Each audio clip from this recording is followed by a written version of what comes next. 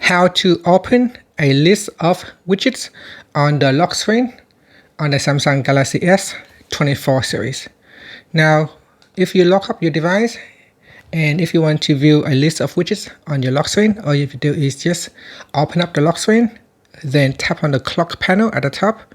This will open up a list of widgets on the device. Now, some widgets can be enabled or disabled.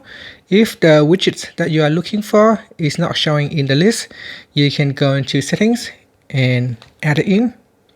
So here in widgets, I can go down and turn on or switch off certain widgets.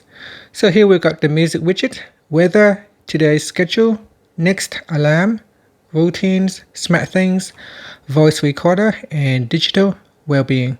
So for example, if I want to turn off digital well-being, I can switch it off, and you can see on my lock screen that widget has now been removed.